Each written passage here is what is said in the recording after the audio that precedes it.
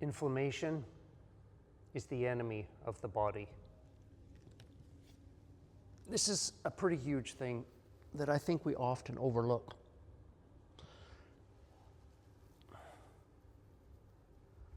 The accumulation of scar tissue, fibrotic tissue, adhesions, whatever you want to call it, basically the fascial system, the connective tissue system, starting to dry up, compress, twist, rotate, restrict.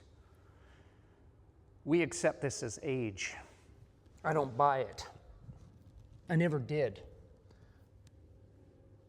And that's why I come into these studios most days and I work and I spend time and I pay attention to my structure and I try and figure out just what is going on. And one of my conclusions is, or shall I say, I think the primary contributing factors are a few things. The first thing is, in most people, whether you're an artist, a performing artist, dancer, athlete, we think we're so aware of our structure, and compared to the average person, we are. We are, many of us, in the arena of the elite athlete or the elite performing artist. And it takes a lot to get there. It takes a lot of training and it takes a lot. And we think we got it all figured out, but looking back now with what I know, I could have paid even more attention to my structure. And in part, I think a lot of it is to do with the training, that we didn't really have a choice. You know, we had a schedule, we had coaches.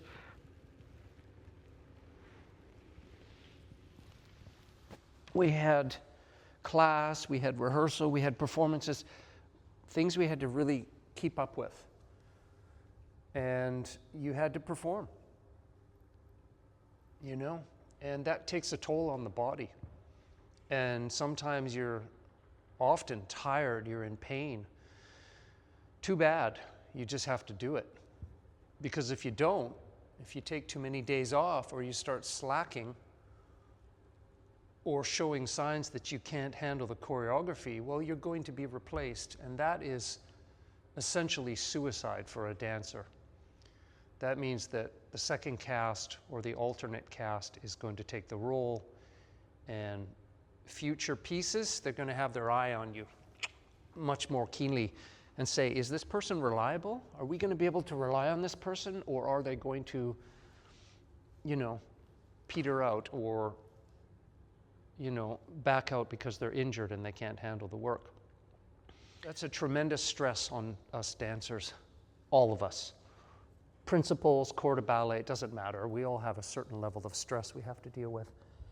So I think a lot of that gets in the way of really, I would say, ideal training, because we're on a schedule and we're being paid to perform. You know, you just have to do it. Classes at 9:30, 10 o'clock, you got to be there. You train an hour and a half. You get a 15-minute break. Rehearse. You get 1 hour lunch break. Another 3 hours of rehearsal after that. Theater days, you could be in a theater for 10, 12, 14 hours a day. It just goes on and on. It's relentless. 6 days a week for a lot of us. But now that I've had a lot of years away from the dance company and have continued every day to work on my body, I've discovered that a lot of the training we had was too hard. Sorry to say it, teachers, sorry to say it, but I think dancers can get a lot more accomplished by actually working less, training less, but training smart. Yes, training smart. That's the key. And also being more relaxed. it's amazing to me.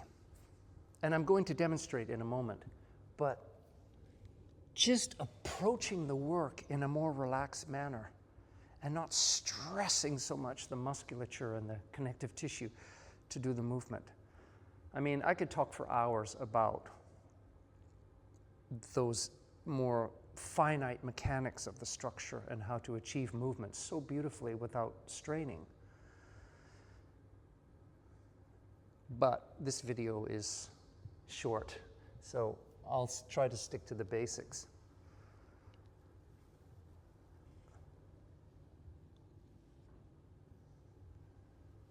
And I've talked about this many times. I've talked about the invisible elements that support movement: breath, gravity, momentum, the electromagnetic field around us, the space. How many of you ever think about the space that you are occupying when you're doing movement or dancing? How many of you think about the space which is actually supporting you like a magnetic field? It lifts you up. It expands your structure. I think many don't. And it's a most amazing discovery when you start to include into your field of consciousness, your awareness, the space, you know? When you start to allow for that support to come in and work with you, it makes a huge difference. It changes everything. So yeah, I think one of the main things is that we've overtrained ourselves. And that leads to my next point. Scar tissue, inflammation, fibrotic tissue, adhesions. All these things come from stressing and straining the body. Now, couple that with emotional stress, right? You're stressed out because you're trying to make the grade, you're trying to make the move, you're trying to execute the choreography. And it's stressful because you're under the watchful eye of the choreographer and the director and the ballet mistress and master and the coaches and other dancers. So there's a lot of pressure on us to deliver. Emotional stress, mental stress, environmental stress, pollutants. All these things contribute to changes in the chemistry of the body, which becomes inflamed. And it might be little inflammations, right? Stresses and strains and so forth, but eventually it accumulates because every day you have to go back to the same pattern of working, the same level often of intensity, and that body has not cleaned out the inflammation. So it accumulates and accumulates and accumulates, and it takes many, many years. Sometimes it may take a few months, and you start to feel the injuries. And they become embedded in the structure. And I think when you retire from dance in your 30s, maybe your 40s, you go into different fields, and those injuries start to accumulate and show up even more. So, what are you going to do about it? Get smart. Pay attention. Spend time. Eliminate those things that cause inflammation. Introduce nutrition that starts to support more lubrication, the right matrices of fluids, collagen, elastin, and so forth. It gets into your joints, deep into your cells, into your fascia, right? And stretching. Don't underestimate deep, deep stretching. There's something really cool about going into a deep stretch and then releasing it. This is really important. There's a vacuum effect. There's a pressure. If I go into a deep stretch, deep, deep, deep, deep, deep, and I go into it, and there's a sense of tension, like squeezing a sponge, and then I come out of it and I release it. There's a vacuum that shoots all that toxic goo out of the tissues, and it draws in fresh hydration and fresh nutrients, provided you've got those fresh nutrients available. Bodies that start to dry up over time age much faster, much faster. Those bodies lose their optimal elastic function very quickly. So I think one of the most important keys is to try to return to a state of elasticity and expansion. Nutrition, eliminating foods and stresses in your life which cause inflammation, which lead ultimately to scar tissue in the structure, which lead to restrictions, adhesions, compressions, pain, laundry list of pain. And work smart. Pay attention. You know, 20, 30 years ago when I was at my prime, I thought I was paying attention, and I was. I could do some great stuff. You know me, the people who know me. You know, my body could do beautiful things. It's such a pleasure. You know, the lines, incredible, gorgeous. I could jump like a deer, spin, all that fun stuff. Looking back now, I almost feel like I've doubled my level of awareness and sensitivity to my structure because of injury and scar tissue, which has now shown itself in later years. But I'm here to tell you, it is not a life sentence. With the proper approach and the right mindset, we can reverse that. It doesn't have to be like that. I'm living proof.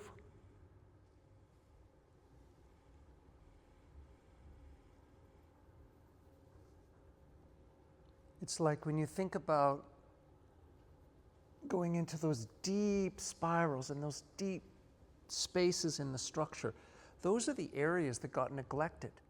Like for me, it's through here, this whole, through the lumbars and into that psoas on the left and down the hip. Well, if I relax into it, I breathe into it, I go into those crevices, I look for those spaces, and I don't deny them, I don't neglect them. I spend time with them, and fuck yeah, they hurt sometimes. But I don't abuse it, I don't damage it so much as I get up against it and I nudge it and I work with it. And I respect it, you know? Movement is organic, it's fluid. It should connect us to all things, and all things connect to us.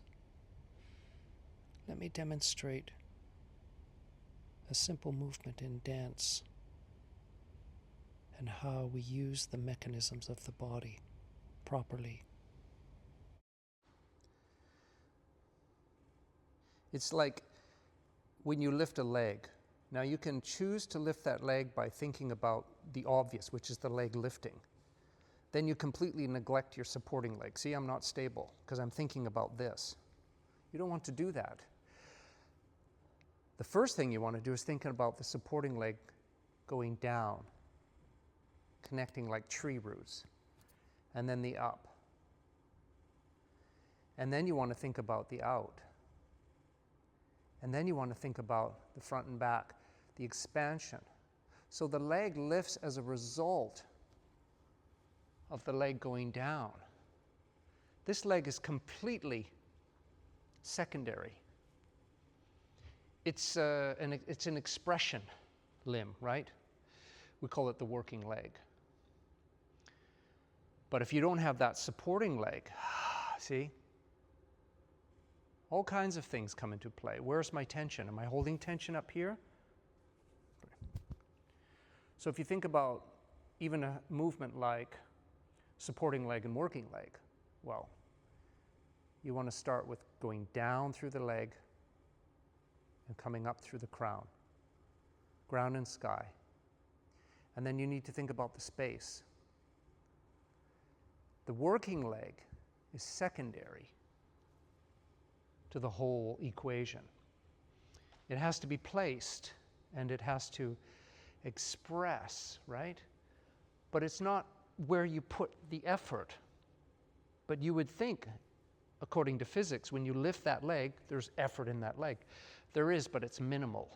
Should be minimal compared to the supporting leg, right? So that leg just simply expresses, boom, away from that supporting leg. You shouldn't go, ugh. You're going to build up a lot of problems. So that's one example of many. Momentum is part of the whole, you see, the whole thing. You allow for that beautiful wisp of movement to carry you. You don't try to control everything. As long as you're placed and relaxed, that's the key. Relax, for God's sakes, when we do movement. Relax. It should be so relaxed. God, we used to train so hard, thinking we were good little students. And we were. But we were overdoing it. We were damaging our tissues. And we had no idea. And I'm assuming this has happened and will probably happen to most of us performing artists. When we hit a certain age, we're going to get a bill and saying, you owe in pain and scar tissue now for all those years of overdoing it. But it doesn't have to be stressful and so efforted to accomplish. You know, movement should be relaxed, beautifully placed, right? But it should be with a sense of ease. And I'm telling you, you will see most of the great dancers, right? Most of the great dancers that I aspire to have a sense of ease in their structure. They're so relaxed. They're placed, they have the technique, they've put the time in. And as an audience member, when you watch that, you feel so excited, but you also feel very confident because you know that they're very solid, secure in their technique, but they're not straining or stressing. And I think that's unique in their approach to the work. That when they're training in class and rehearsal, they maintain that quality. And it shows, and it's really great and beautiful to watch on stage. And magical things still happen. You don't have to take the hard road. I'm here to tell you. You really don't. And I'm here to tell you we can unwind so much of those injuries that we've accumulated with a little bit of know-how, pay more attention, make the necessary adjustments in our lifestyle, our training, our nutrition, our thinking, and so forth. Now, I'm simplifying everything. I could talk for hours on this, but for this particular video, I'm keeping it very short, just to introduce these ideas for you. But yeah, just, you know, take it easy with your training. I mean, I think there's easier ways to do it. Use the space around you. If you think that you're the only one and you have to do everything yourself, you're cutting yourself short. Because if you allow for the space to work with you, the rhythm, the timing of the breath, all that stuff comes into play. It's going to make life much easier.